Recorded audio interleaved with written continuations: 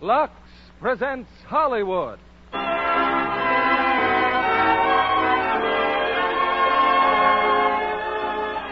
Lever Brothers Company, the makers of Lux Flakes, bring you the Lux Radio Theatre, starring Barbara Stanwyck, George Brent, and Richard Conte in The Other Love. Ladies and gentlemen, your producer, Mr. William Keighley.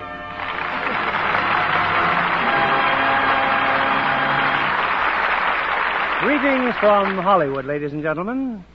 Looking through the records, I find that tonight's Lux Radio Theatre play is the first American motion picture ever to have had an international premiere. This enterprise picture, The Other Love, opened in London to a distinguished audience of peers, critics, and celebrities. Last month, it made an equally successful debut in New York, and we are soon to see it in Los Angeles. But tonight, we give it its first coast-to-coast premiere in this, the largest theater of them all. And we're proud to have Barbara Stanwyck, Richard Conte, and Joan Loring from the original screencast, and George Brent as the important Other Love. George, by the way, is one of the top names on our Roll of Honor, which lists the stars who have appeared most frequently on our stage, and Barbara Stanwyck isn't far behind. We hope we'll be privileged to act Dick Conte's name in the years to come.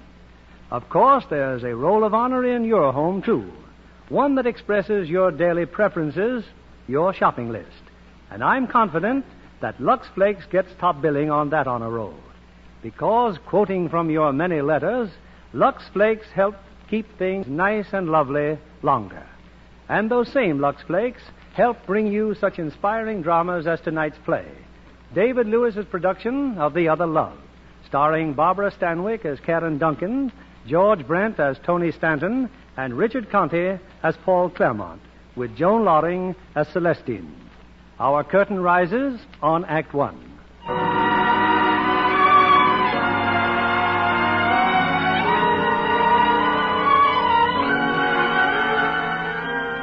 High in the mountains of Switzerland, there's a noted clinic for pulmonary ailments, the Mount Vier's Sanatorium. In the office of a staff physician, a new and celebrated patient, the concert pianist Karen Duncan discusses her case with Dr. Stanton. I don't know what's the matter with me, Doctor. All of a sudden, I feel dizzy. It's traditional with all new patients, Miss Duncan. It's nothing but the altitude. Now, tell me, when did you first notice you were ill? I really don't remember. It just kept getting worse. And that's when you went to Professor Lineker? Yes. He sent me a very nice letter about you. Warned me to take the very best care of you. That was kind of him. When will I know the results of all these tests and x-rays? In a day or so, Miss Duncan. How long will I have to be here, Doctor? Let's see. You've been on concert tours the past 2 years, a night here, a night there.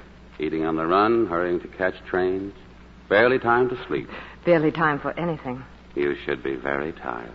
Yes, I am. You know, I'm quite overwhelmed meeting you. I have a great many of your records. Thank you. May I go to my room now, Doctor? Of course. Huberta? Yes, Doctor. Please take Miss Duncan to Suite 17. This is your nurse, Miss Duncan. This is Huberta. I'd be quite helpless without her. How do you do? How do you do? We'll have to start building you up a little, Miss Duncan. How's your appetite? What appetite? Oh, well, we'll change that. By the way, on your first night here, you ought to dine with your doctor. So, shall we meet him? I'll be at 7? Thank you. Notify the kitchen, Huberta. Grade A, stimulation diet for number 17.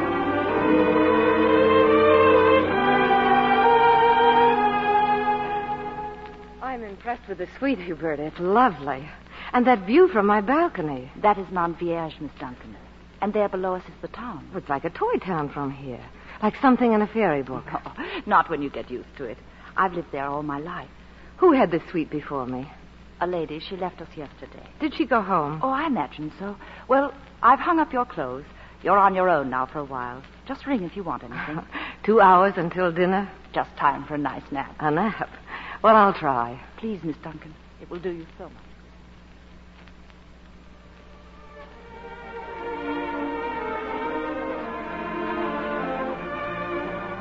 One of the things we take great pride in here is our dining room.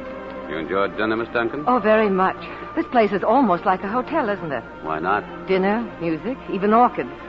I should have thanked you for these before, Doctor. It was sweet of you to send them. Well, I'm chagrined. I didn't send them. You didn't? To my shame, no. But who could have? Well, we have quite a number of gentlemen here. It could have been anyone who saw you.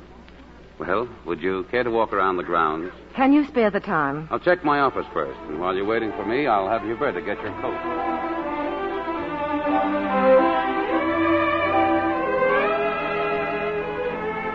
Good evening. Oh, good evening, madame.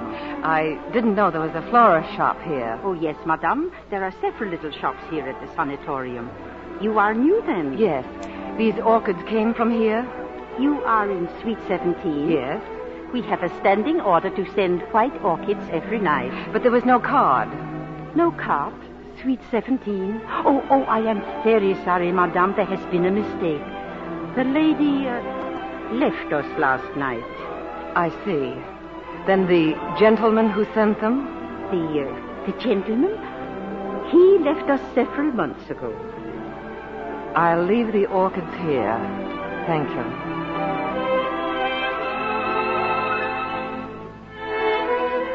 Well, there you are, Miss Duncan. Come in the office, won't you? I found out who sent me the orchids. You did? A man who died months ago. Except they were intended for a woman who died yesterday. Oh, now, Miss Duncan, you're really jumping at conclusions, aren't you? The lady who formerly occupied your suite went back to Copenhagen. She went there to join the gentlemen. They were both cured.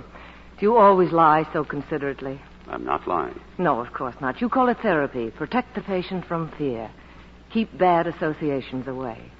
But I'm not fooled, Doctor. And I just got through telling Professor Lineker what wonderful hopes I have for you. What do you mean, Professor Lineker? He telephoned from Zurich. He wanted to make sure that you'd arrive safely. You see, a lot of people are interested in you, Miss Duncan. They want you to be well again. And he said that you were to stay quiet and take orders. And to do what people think is best for you. Now, what about our walk? If you don't mind, I'd rather go straight to bed. I can't sleep. Oh, but you'll then sleep. I'll have Hubert to give you a sedative. Just as you say, Doctor.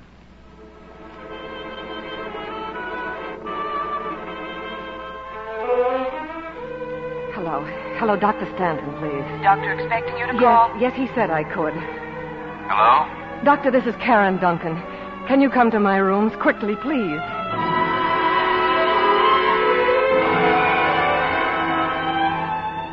Now, what is it, Miss Duncan? A bad dream? I don't know. I don't seem to get enough air. The mountains are pressing against me. Well, you're not acclimated yet. People often react oddly to sudden changes in altitude. But you mustn't worry. I know. But I heard strange noises, like someone knocking out there on the balcony. There it goes again. Well, look out there. See that pine tree? Whenever the wind blows, the pine cones tap against the balcony. Now, that's not so mysterious, is it? Well, there was another noise, too, out in the hall, like the clanging of an iron door. Well, you must have been dreaming. I was awake. Hearing it was what made me call you. Well, there are stages in sleep when one is neither awake nor actually asleep. I've had that thing happen to me many times. Please, Miss Duncan, try to go back to sleep. Try counting sheep or pretend that you're on a merry-go-round. That's worked with me. Well, what if I get the brass ring? You can give it to me in the morning. Good night. Good night. I'll be all right. Thank you.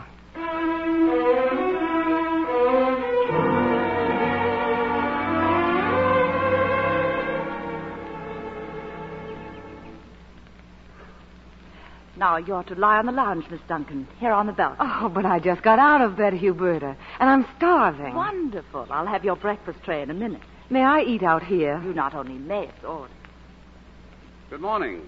Well, did you finally get to sleep? Oh, yes, Doctor, thank you. Then where's my brass ring? Missed it. I didn't lean over far enough. Cigarette? No, thanks. Oh, I'll take your lighter, please. You won't be needing it for a while. Oh, no. Oh, yes. But you saw me smoking But yesterday. today you're not smoking. Has Huberta told you about your schedule? Yes. Good. I'll see you later on. Your tray looks very tempting, Miss Duncan. Now, if you would Just set it down, Huberta, maybe later. But I thought you were hungry. I've lost my appetite. Well, it's always hard the first day or two. In a week, you'll see a great change. Would you like a book? No, I'll just lie here and think. Think about what? About what's going to happen. Only one thing's going to happen. You're going to get well. How do you know? You'll get well if you do as the doctor says. Keep those blankets on. Oh, don't pay any attention to her. Oh. Here I am, the next balcony. I'm your neighbor. Oh, good morning. We don't take ourselves too seriously here. Oh, excuse me, I'm Celestine Miller. I heard you last night Heard me? when Tony came in. Tony? Dr. Stanton. You're really quite ill, aren't you? I suppose I am. Well, I'm not. I'm only playing sick. My husband thinks he's in love with another woman, and my being here makes him feel guilty. Would you like a cigarette? No, thank you. Well, what do you think of him, Tony? Oh, I think he's charming. Oh, the first day he's always charming. Would you like to go to the village this afternoon? The village? Oh, I'd love to. Will he let me? Probably not, but there are means of getting away. I'll go ahead and... Miller. Uh-oh, Nursie's caught me again. See you after the rest period.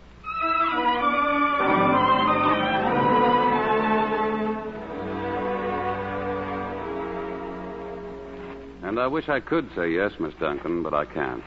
No trips to the village for some time. But it doesn't make sense. If I can go for a walk A with very you... short walk. See?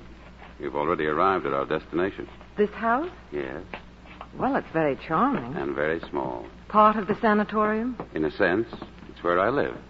Come on in. Oh, it's lovely. So removed, and yet just a few steps from the... Whenever you want to get away, come here. Doors are always open. Well, the piano's very inviting. I didn't know you played. I don't. Well, not really. Although when I was about 7, I toyed with the idea of being a concert pianist myself. What made you change your mind? Well, when I was 8, I met a little girl who had a doll that was always sick.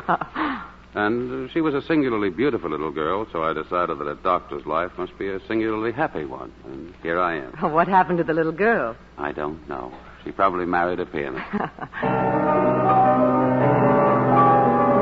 Please don't play. Oh, don't tell me this is forbidden, too. For the moment. But why?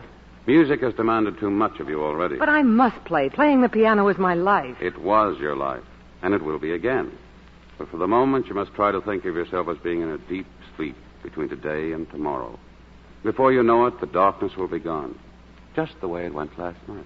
Is there anything that isn't forbidden? Many things. Amongst them, hope. Hope. Yes, you're right. There isn't any need of me trying to fight you, is there? Why, I didn't know you were fighting me. Oh, it was only fear.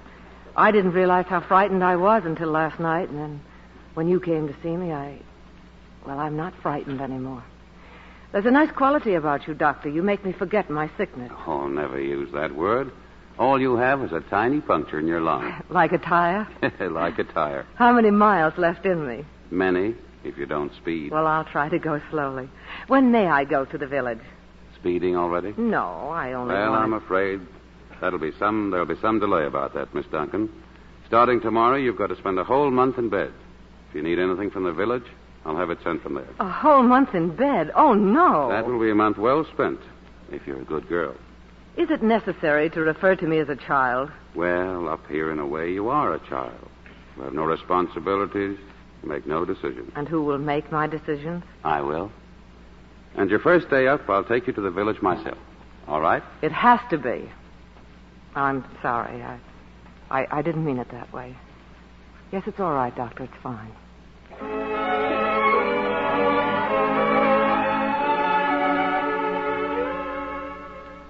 Karen, hey. Celestine. Out on the balcony. Come here. Oh, hello. Well, how was your afternoon in Oh, wonderful. Do you know how we went? A horse and buggy. Oh, naturally. Nothing as fast as a car. Slow down, says the good doctor. Well, have you fallen in love with him yet? Oh, don't be an idiot. It's case history, darling. Every woman here goes through it. And they learn to hate him. Hate him? Oh, no, of course not. But we soon find out his concern is purely professional.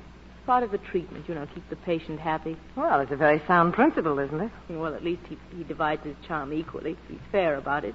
10 drops with every meal. Oh, he isn't always so methodical. Excuse me, Celestine. I have a room full of packages to open up. Well, come in, Karen. Had your lunch? Uh-huh. Huberta said that you Yes, your new x-rays. And as long as you're here, take a look.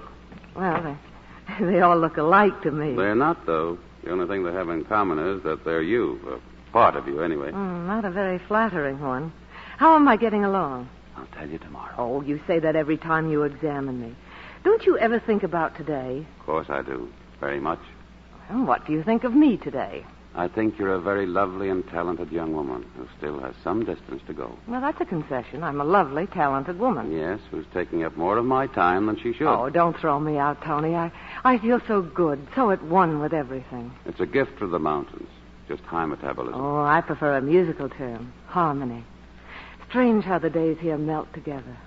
Like a perfect chord. That's the charm of living without a calendar and living quiet. Oh, you can't say I'm not living quietly. And see that you stay that way? Yes, Doctor. Oh, I'll meet you in the house at 3 o'clock. Yes, Doctor. 3 o'clock.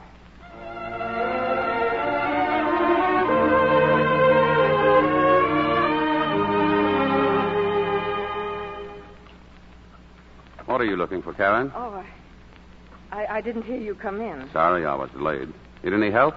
Well, in your absence, I was going to start the fireplace, and since I had no matches, I was looking for some in this table drawer. Quite a collection, isn't it? Dozens of cigarette lighters plundered from patients. None of those work. Here, try this one. Oh, it looks familiar. Odd it should have your initials. I'm flattered you kept it. Now I have a little present for you. Here. A snuff box?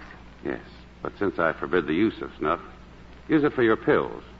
It's quite old, I think. I found it in the village. Oh, it's lovely. Oh, careful. It's full. You know when to take those pills, don't you? Huberta told me. If and when I have an attack. Thank you, Tony. Hey, where did those come from? The flowers? Oh, I didn't bring the flowers to you. Oh, you didn't? No, I brought them to the piano. That vase on top looks so empty. I don't suppose you'd let me play, would you? No, I don't suppose I would. Uh-huh. All right, then you play it. Oh, that would be slightly horrible. Oh, please. Oh, I couldn't possibly. Well, not with you standing next to me. Well, then I'll walk over here.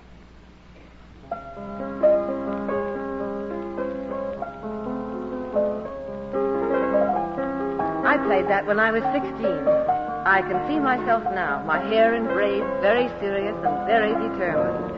Oop. That's where my music teacher tried to kiss me. Any other memories like that?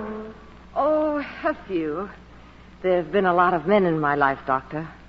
Brahms, Beethoven, Mozart. All very possessive. They demanded all of me. Did you give them all? Well, I thought so then. But I don't think so now. Uh-oh, there goes the bell. Rest period. I didn't hear a thing. I did. It was paging Miss Duncan, I'm afraid. Come on. I'll walk over with you. If I'm very good, may I go to the village soon again? Tomorrow, if you like. Just you and the horse this time. I'll be pretty busy.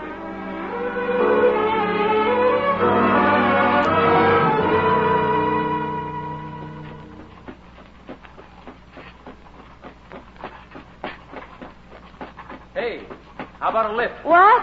Whoa, boy, whoa. I said, how about a lift? Look what happened to me. That's your car in the ditch? Yes, I've always had difficulty with curves. That's a racing car, isn't it? Of a sort. It's going to be a long walk into town for a tow car unless I can get a lift. Well, climb up. Thanks. You're going to find this a little slow after a racing car. I like extremes. Oh, my name is Claymont. Paul Claymont. Like a cigarette? Oh, no, thank you. Not just now. The air has a bite up here. It's nice. Mm-hmm. It's the new snow on the mountains. Where did you come from? Monte Carlo. I came up for the race. What race? Next Sunday. Haven't you heard about it? No, I haven't. How is life in Monte Carlo? Oh, the way it always is. The wheels spin, the pawnbroker retires young, and I always lose. Why don't you come down to Monte Carlo and bring me some luck? I could have you there in 95 minutes. With a broken neck? No, thank you. I like it too much up here. So do I. I never ran off a road with such interesting results before. How soon will we be in the village? A few minutes. Ah, pity. Oh? I gathered you'd like to get places in a hurry. Well, speed isn't necessarily movement. It can be a philosophy, a pattern for living. For winning races, yes. Do you want me to drop you off at a garage? Whither thou goest, there goest I. Oh, well, that would be hard for both of us. A garage. But I won't have time to thank you. I could do it much better at dinner. Oh, I'm sorry. I have an engagement. I'm going shopping. Well, there's a hotel in town. If we met there, we could... I am meeting someone there now. Oh. Well, lunch tomorrow. Engagement. Dinner tomorrow. Engagement? Sounds terribly monotonous. It isn't. Well, this can't go on forever. You're going to see the race, of course. No. I'll get you a box, then after I've won it, we'll have cocktails and dinner. I'm sorry, I'm not going to the race. Well, I don't blame you, but I'll meet you just the same. The bar at the hotel will start at 6, and then perhaps I can convince you that snow is for the cold and hot. The warm-hearted live by the sea. I prefer the snow. Then I'll let you convince me. What are we stopping for? Here's the hotel. You'll find the garage just around the corner. Goodbye, Mr. Claremont. Thanks, and don't forget Sunday at 6 o'clock.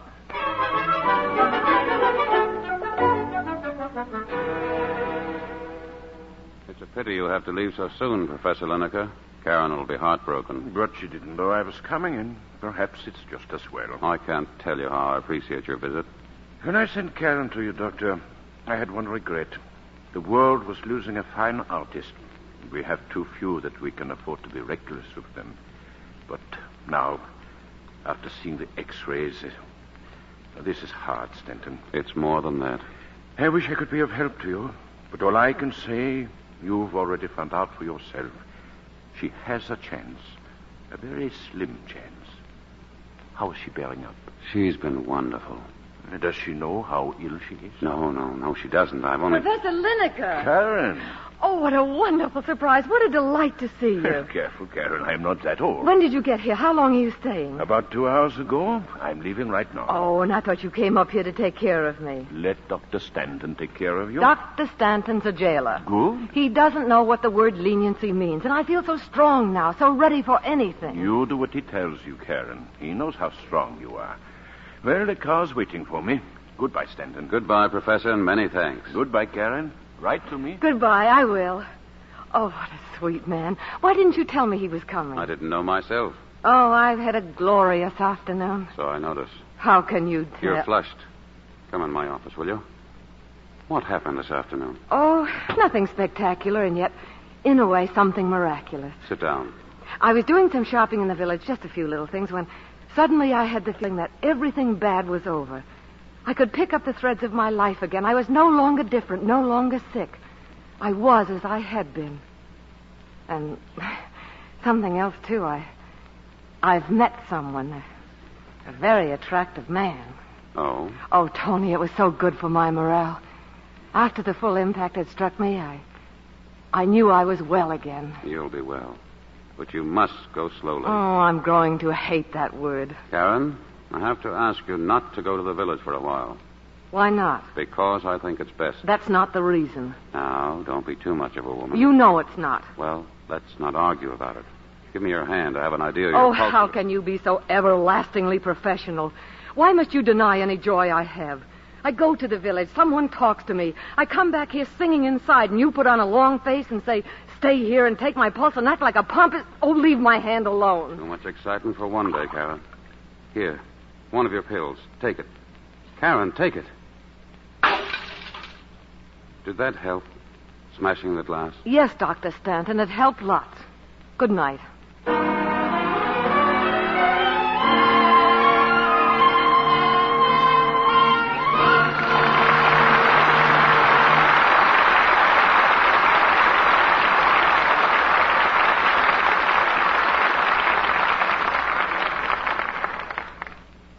Our stars, Barbara Stanwyck, George Brent, and Richard Conte, will return in a moment with Act Two of The Other Love.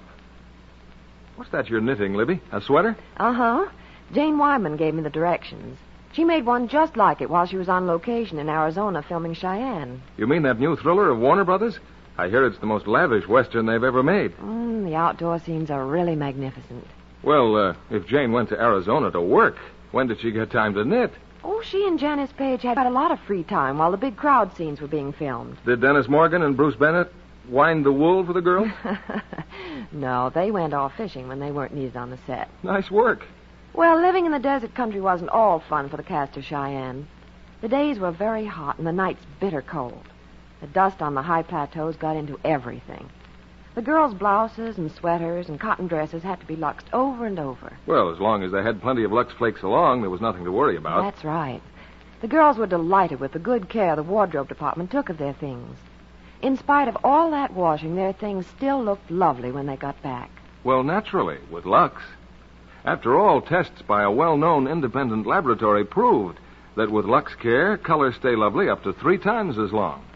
It's wrong washing using strong suds, hot water, or handling nice things roughly that does the damage. Often streaks and fades colors. Well, that's important, whether you've spent money buying nice things or time in making them. It's no wonder to me that stars appreciate Lux Care just as much as girls everywhere. And don't forget, it costs so little to Lux a summer dress or a sweater, and colors stay fresh so much longer. Lux Care is really thrifty. We return you now to William Keighley. It's curtain time for Act Two of The Other Love, starring Barbara Stanwyck as Karen Duncan, George Brent as Tony Stanton, and Richard Conte as Paul Claremont, with Joan Loring as Celestine.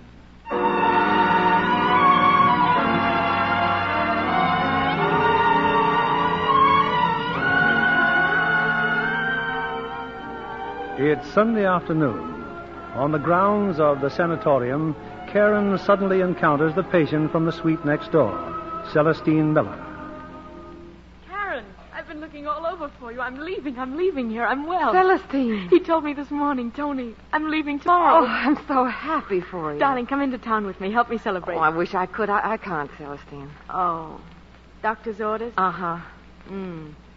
What about your romantic interest, Mr. Claremont? He's in that automobile race today, isn't he? I turn over all rights to you. Oh, then give me a message for him. I'd love to meet him. You said the hotel's right, didn't you? There's no message. Run along, Celestine. Have a good time. Where are you going? I feel like some music. Maybe Tony will let me use his phonograph if I don't overexcite myself. Not much danger of that, darling. Tony's gone. Gone? He went to the village, too. Won't be back till late. Oh. Well, I still feel like some music.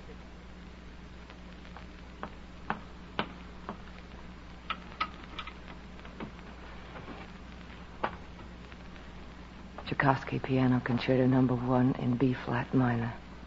Karen Duncan, pianist, and the London Symphony Orchestra. An album of Chopin waltzes. Karen Duncan, soloist.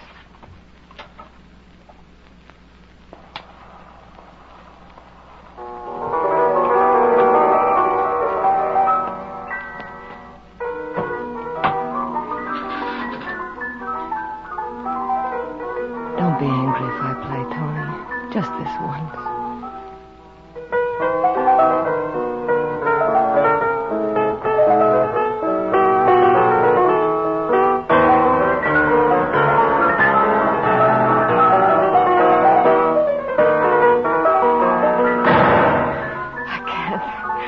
I can't.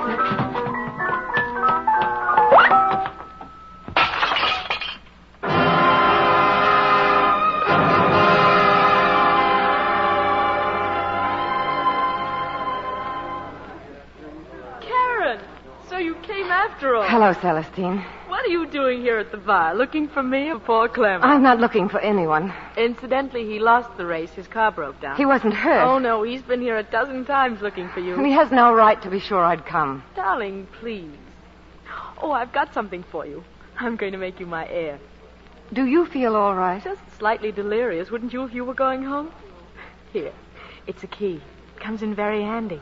A key to what? Passkey to the sanatorium. I got it months ago from the night watchman. Anytime you stay out after hours, just use the servants' entrance. That's sweet of you, but I won't be out after hours. Oh, take it, please, Karen. And promise me no matter how late you come in tonight, knock on my door. I'm going back now. I've got to pack 3 big trunks. Oh. What's the matter? There he is, Paul Claremont, just when I have to leave. Oh, Celestine, no, don't go. Goodbye, darling. Have yourself a time.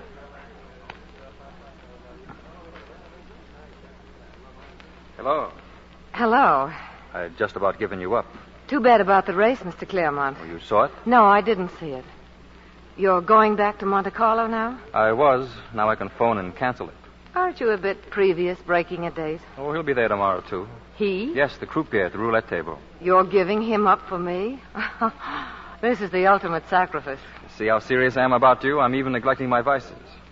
Besides, the croupier has become routine. I'd like to avoid routine. Let's go inside and have dinner. What are you smiling about? You? You don't even know my name. What's that got to do with dinner? Nothing. Thank you. I'd love to have dinner.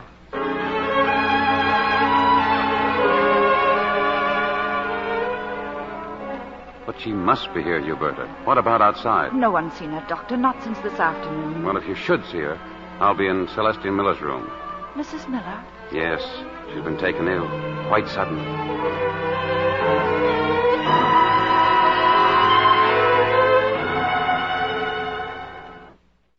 More coffee? No, thank you, Paul. How about a brandy? Oh, this is exhilarating enough. Look, through the window, the ski run. They go so fast, like shooting stars. How fast do they go? Well, it's about a quarter of a mile from the ski hut to the first jump out there. I did it yesterday in 23 3/10 seconds. Not good, not bad. I see you're a second splitter. It's the only way to be. Why? Because it's in that split second that we really live. Oh, that makes for a short life. It's the best way to measure time. Look at my watch. I'm looking. I love you. Those 3 words took exactly 9/10 of a second. But there are years in them. A remarkable watch. Where would you like to go? You mean there are other places? Well, there's a city called Paris. A very beautiful city. And there's also London, Cairo, Athens, all beautiful cities. And not one of them wouldn't be graced by your being there. Another man once told me that. Who? A clerk in a travel bureau. I'm not a clerk in a travel bureau. My tour will be more encompassing. It's time to stop. You want to leave right now? Oh, do you think I was joking? Oh, you can't mean it. I never meant anything so much in my life. Well, it's insane. I couldn't possibly go. Why not? Why, I've so much to do. You just can't revise your whole life in a split second. Of course you can. You mustn't be frightened at speed. When you're going real fast, you don't dare look back. Well, if that's the way it is, that's the way it is. But there's one thing I can't do. Face an unknown future with an unpowdered nose. Do you agree? Go ahead. I'll wait for you here. A message for Mr. Claremont, madame? But I believe Mr. Claremont is in the dining room now. Yes, I know he is. Just tell him his watch goes too fast for me. His what? Please, he'll understand.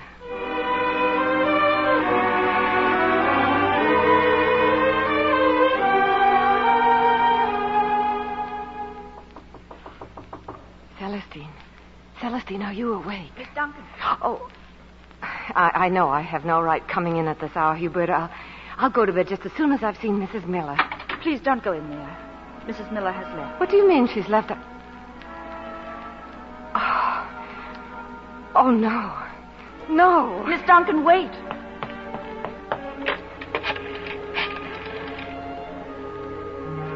Dr. Stanton, Miss Duncan is back, but she's leaving. She's going down the stairs now. You can stop her in the lobby.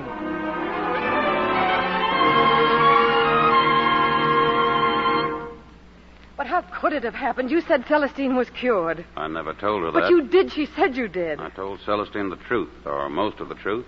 But we've done all we could for her here. When my time comes, how much of the truth will you tell me? Oh, you're different, Karen. You're someone else. Your time isn't going to come. How am I different? You lied to me the same way you lied to Celestine. You lied the first night I came here about that noise I heard. I did hear an iron door. Tonight I saw it. They were wheeling her through it. Karen, please, I'll take you to your room. No. If you don't, you may be very ill. How ill am I now? You have every chance. That's what you said all along. And I'll continue to say it, but you must help yourself. Why was Professor Lineker up here? You sent for him. Yes. I was afraid for you. How much time have I got? A year? A month? 3 months? You have your whole life, but it's got to be a careful life. For a long time, you've got to rest. You've got to sleep. You've got to be an automaton. Not acting on impulse, Karen, but always under control. You can't afford to have a free will anymore. An automaton. That's how you treat human beings. Like machines. You try to keep them running, and if one stops, you go on to the next. Well, I'm tired of resting and sleeping. Don't you see what I am, what I want to be? Don't you realize I've never really lived? I didn't either, until you came up here. What does that mean? It means that I love you. I don't believe it. What will you believe? Nothing. Nothing anymore. I feel well now. I felt well for a long time. Karen, that's a deception. If it is, we're even. All right. I can't keep you here. Forget what I just said. But you're important to music. Stay here and get well for the sake of music. Which treatment is this, Doctor? Love didn't work, and now you try music. The music that brought me here. Well, that won't work either. Faith in your ability is the most you ever gave me, and now even that's been taken away. No, Doctor. No, I can't stay here any longer.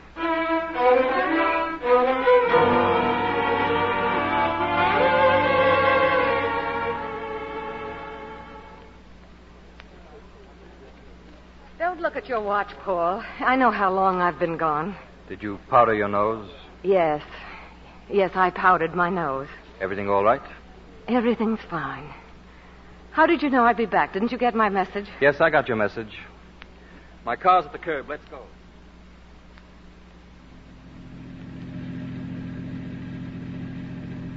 You look tired. Why don't you go to sleep? I'll wake you when we reach Monte Carlo. I think I will.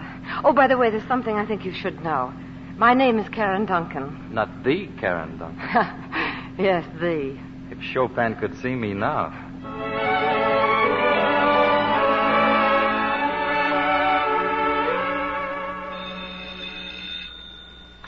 Hello?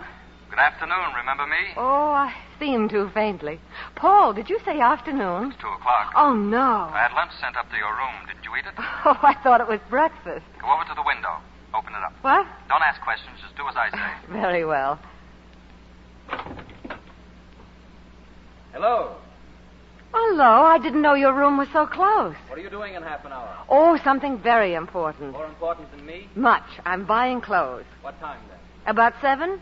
You know how many hours there are till 7? I'll try to make the waiting worthwhile. Karen. 7 o'clock. Buy that watch of yours.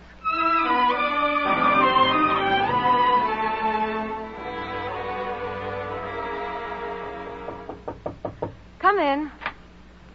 At the tone, it will be exactly 7. Well, what a gown. A shock like that can kill a man. But not you. What a wonderful way to die. Here, the finishing touch. Oh. What's the matter? Don't you like orchids? Oh, no. Not white orchids. Well, why not? Nothing.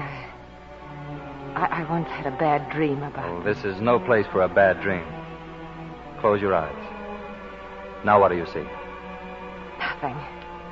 This will take their place. Don't hold me, Paul, please. Karen, one kiss. Paul, Yes, of course, darling. Of course.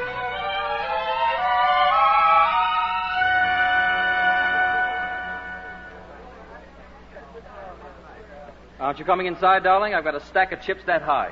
I've never had so much luck in my life. A likely story. You've lost every night since we've been here. Who's talking about roulette? You're my luck. Paul, sit here for a moment. This is a beautiful room. Why do they have music rooms and gambling casinos? So you can play for me? Please.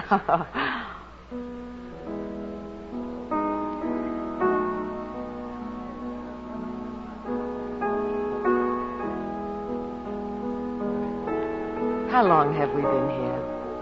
Is it 5 days or 5 seconds? Is that important? No. Look out there. The waves are white. From the mountains, the sea appeared so near. And now from the sea, the mountains seem so far away. I want them to seem that way. So do I.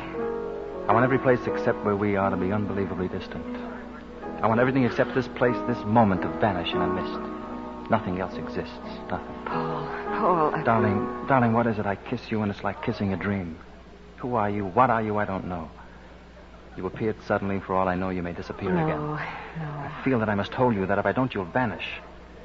Karen, love is the easiest and the hardest word to say. This time it's hard because my whole heart's behind it. You don't have to say it. Oh, Karen. I'll be back. Karen. Wait here, Paul. I'll be back.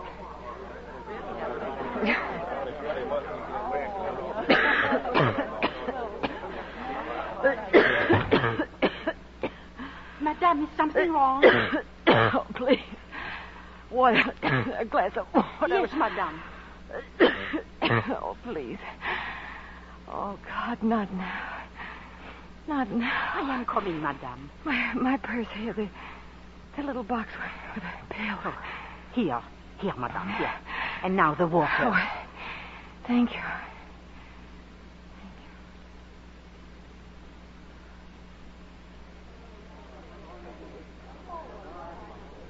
Karen, are you all right? Yes, of course. Well, what about all those chips you bought? Well, if you're ready, let's watch them disappear. Oh, you run along, dear. I'd like to be alone just for a moment. All right, I'll see you later, darling.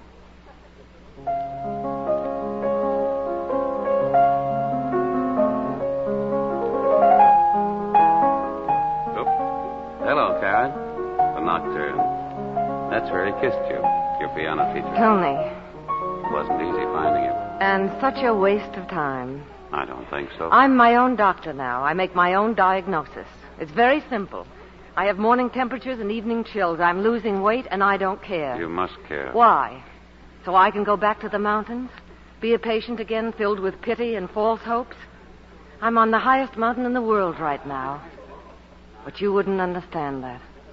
No, Tony, I won't go back. I haven't asked you But to. you will if I give you the chance. When I left, I made a deal with myself. I made it even if I had to pay days of time for every second of happiness. And you're happy? Happier than I've ever been before. I don't believe it. I didn't ask you to come here. I want you to leave me alone. Please, go away. Go away. Yes, Karen.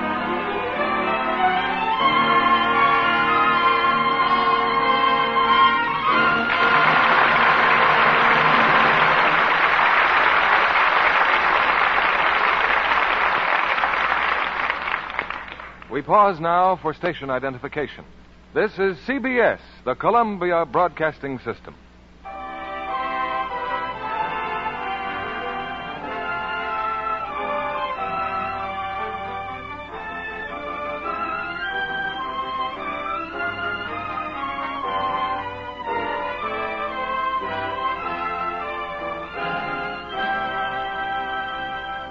In a moment, we'll bring you Act 3 of The Other Love, starring Barbara Stanwyck, George Brent, and Richard Conte.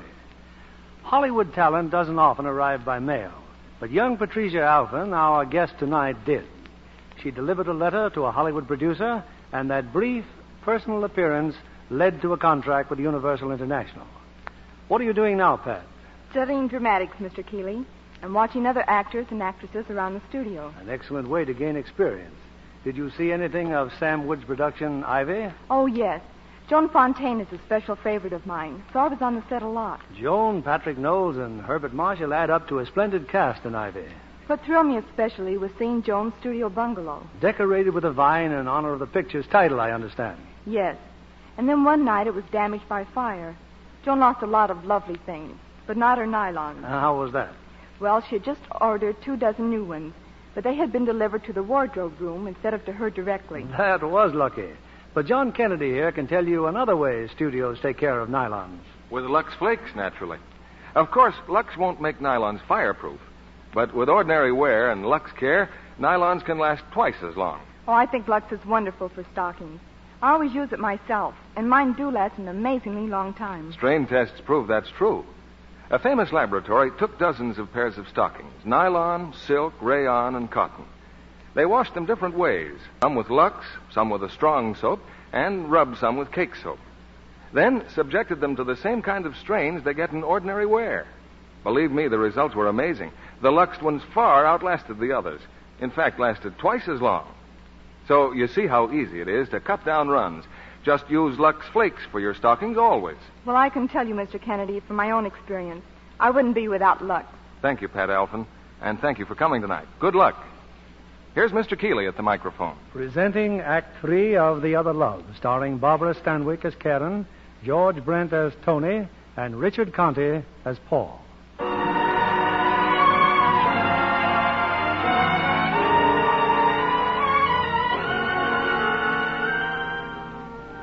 It's a few minutes later. Paul Claremont has just received a message. In an anteroom of the gambling casino, he meets the man who sent it. Dr. Stanton? Yes. The attendant said you wanted to see me. I don't know you, do I? No. But you know Karen Duncan. How long have you known her? Now, just a minute. I'll answer for you. Not very long. You met her while you were racing up in the mountains. Am I right? What if you are? Did she tell you what she was doing up there? I didn't ask her. That was her business. And I'm not so sure it's yours. Now, would you mind coming to the point, whatever it is? All right. If she didn't see fit to tell you what's the matter, then I have to. Miss Duncan is very ill. She looks very ill, doesn't she? That's one of the tricks of her illness. She is a patient that has not been discharged from Mount Fear's sanatorium. How do you know? I was her doctor. She never said a word. Why didn't she tell me? Well, I can think of several reasons. While she was up there, she suffered a severe shock. I think it was that, more than anything else, that drove her down here. She's trying to turn her back on the past. Let me get one thing clear. As far as Karen is concerned, who am I talking to? To a doctor or the past? To her doctor. Why didn't you leave the choice up to her? I did. A few minutes ago. Well, you've seen her? You've asked her to go back? She refused. You're my last court of appeal, Claremont. The choice is up to you. Yes, and a very small choice it is. I'm not asking you to force her back to Montpierre. Take her to any mountains. Take her to the desert. Egypt, Arizona. Anywhere the climate will help her. If you don't, you'll kill her. Kill her? Until tonight, she's been committing suicide.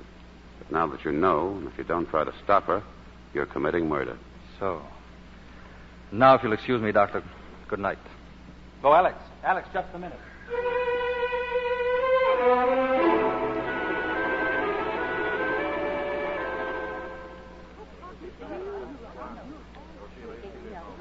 Paul, where have you been? Come and have a drink. I've something for you better than the drink.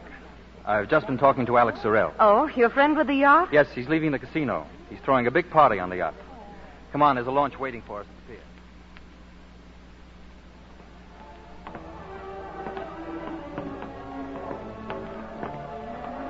Well, how do you like the yacht? It's a little breathtaking. But don't you think we ought to join our host? Not yet. I've something else to show you. This stateroom. Like it? It's yours. What do you mean it's mine? Oh, I forgot to tell you. We're leaving Monte Carlo in the morning. Sorrell's taking us on a cruise. Paul. No, I can't. I'm having your luggage sent up from the hotel. We're going to Egypt. Egypt? I'm taking a 6-month lease on a pyramid. Paul. I saw Dr. Stanton, Karen. He asked me to take you to Egypt. It's true, isn't it? Yes. I was angry when he told me. I hated you. And then when I saw you at the bar throwing yourself away, I was suddenly full of pity. I feel differently now. Now I want to take care of you. I want to be with you always. Pity? Now I know I'm in love with you. Oh. That puts things in a true light. For both of us.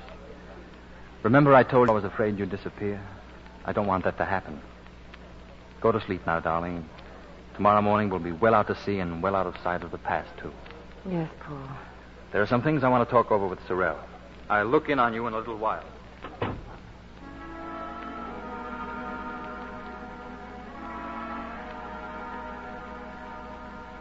For a moment, think of yourself as being in a deep sleep between today and tomorrow. Before you know it, darkness will be gone. Just the way it went last night. I feel that I must hold you. That if I don't, you'll vanish. You're different, Karen. You're someone else. Your time isn't going to come. Steward! Steward! Yes, miss? Take me ashore, please, at once.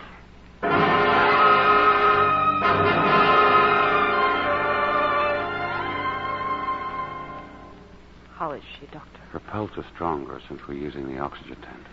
I don't know how she ever got back here alive. She must have crawled half the way. Oh, I found this in her coat. The snuff box. Empty. She'd used them all. You better get some sleep, Huberta. What about her? I don't know. Don't ask me now. You need some sleep yourself. Oh, I'll get it eventually. Run along.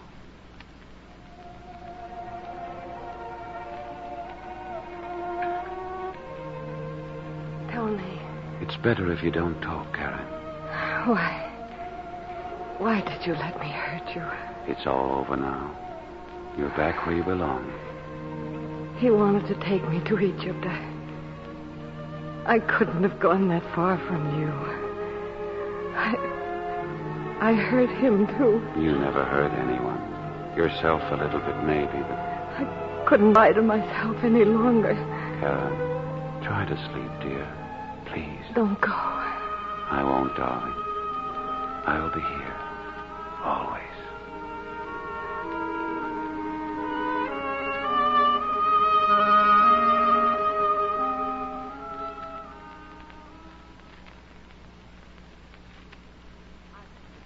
You, Doctor, but he insisted.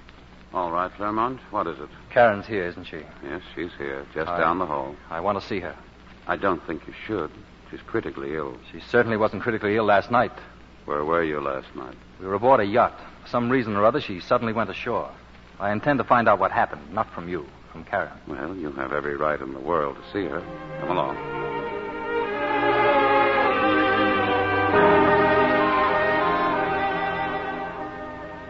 Close the door. I've seen enough. she's unconscious. She was. She's sleeping now. I'm sorry. It's all right. It's really bad. Yes.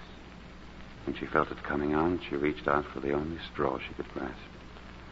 She'd never have lived to reach Egypt. And there's more to it than that, isn't there?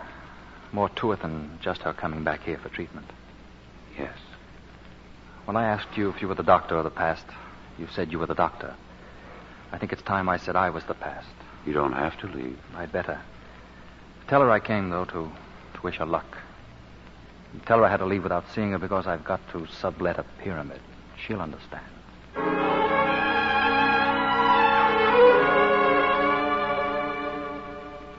Good morning, darling. How do you feel? Warm and rested. It's so long since I felt warm and rested. How were the x-rays? Better than I'd hoped for. Much better. Tony, I've been thinking why I ran away. Woman, you talk too much. But there's so much I want to tell you. And there's something I want to tell you. Karen, please marry me. Marry you? Now? The way I am? Now. Today. This afternoon. Oh, suppose I left you again, for good. Darling, I need you. I want you near me in my house. Your house? Where I can be close to you. And if we have that, you'll never leave. You belong there, you know. Yes. Yes, I belong there. I belong wherever you are.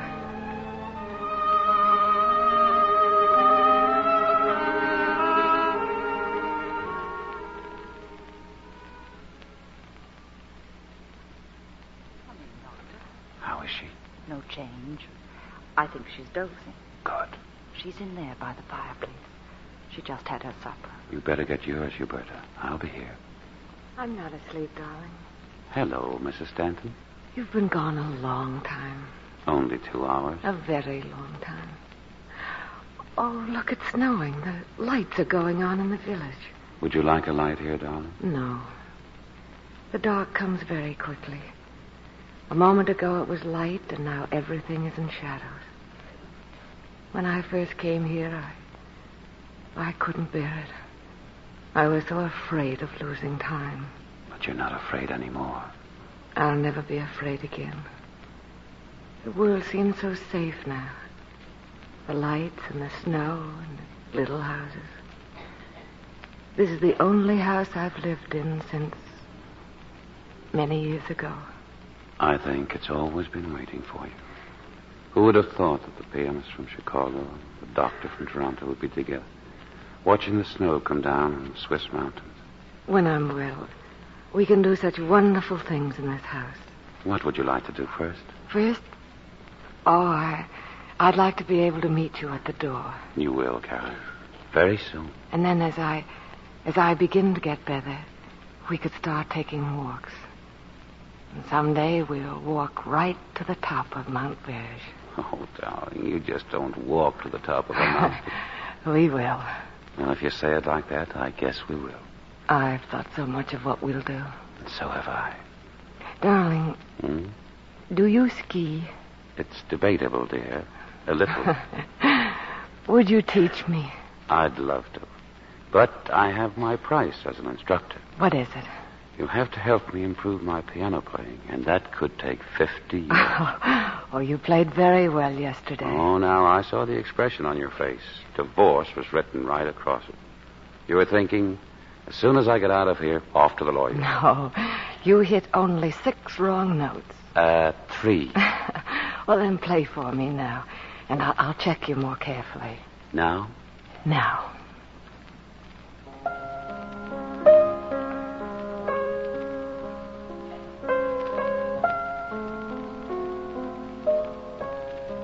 Oh, you're doing beautifully, darling. It really isn't my best day, you know. Sunday is my best day. In fact, I'm thinking of having a private recital next Sunday with an audience of 1. Will you come? Sunday? Yes, I think I'll be free Sunday, and I promise to applaud all your numbers. Karen. Yes, darling. You will be here. Yes, of course I will. There's no pain anymore. It's a glow that fills and fills. I'll be here weeks and months of Sundays. Years of Sundays. Years of Sundays. But time is not in years and hours, darling. Time is within us. And it stands still when we love.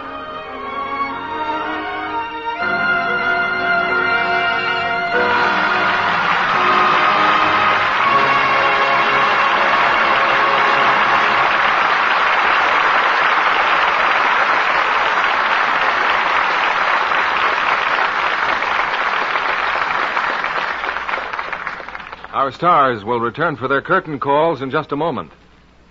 I hear you're planning a vacation trip by air, Sally. That's right, Mr. Kennedy. And right now I'm making a list of just what I really need so I don't end up with excess baggage. Just how does a girl cut down on her travel wardrobe? Well, shoes and hats and pocketbooks are awful space takers, so I'll plan to wear ones that will go with most of my outfits. Well, that's a good start, but what about dresses for the trip? Oh, well, a suit's an asset anywhere, so with a couple of lightweight sweaters and one frilly blouse, I've clothes for lots of occasions. Even underthings take up room, I suppose. Oh, but that's where I save a lot. I take only a very few, and a box of Lux Flakes.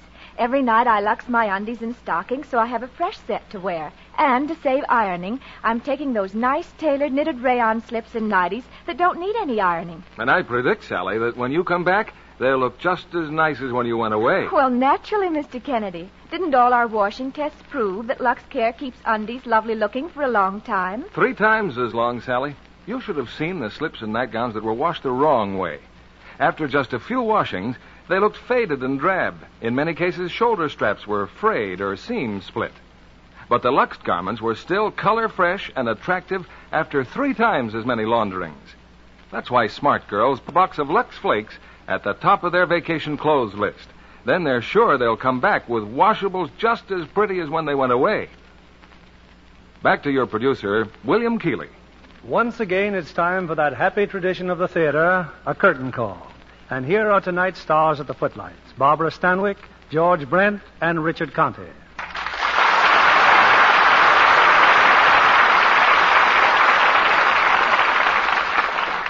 After tonight's performance, I can readily understand why David Lewis and Enterprise are so proud of the other love. Well, we've been gratified, Bill, at the way the New York audience has received the picture. And as for London, I understand they pretty nearly mobbed you. You must have been reading Barbara's column, George. You mean Barbara has a newspaper column? Oh, I did have, Dick.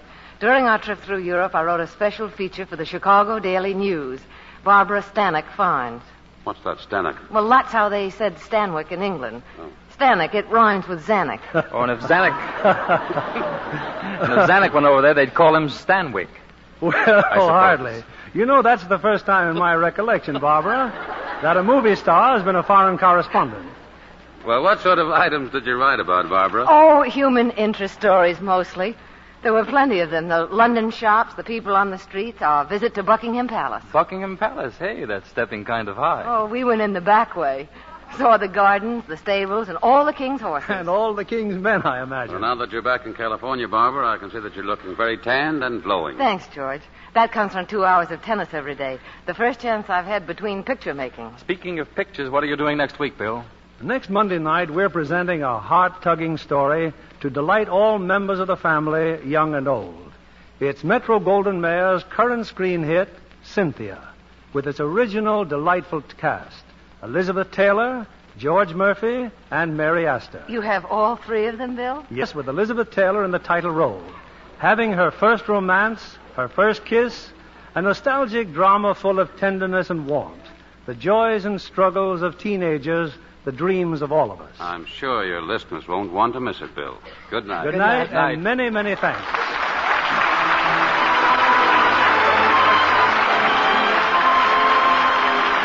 Lever Brothers Company, the makers of Lux Flakes, join me in inviting you to be with us again next Monday evening when the Lux Radio Theatre presents Elizabeth Taylor, George Murphy, and Mary Astor in Cynthia.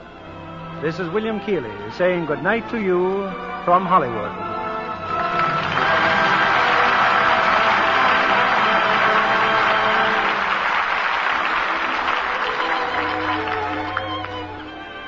Richard Conte appeared by arrangement with 20th Century Fox, producers of The Miracle on 34th Street.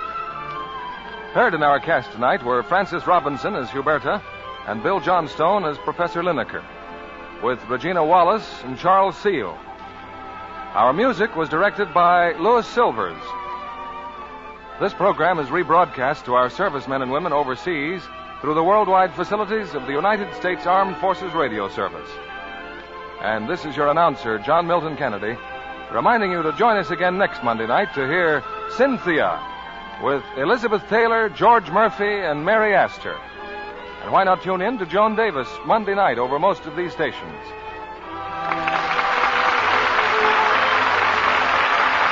This is CBS, the Columbia Broadcasting System.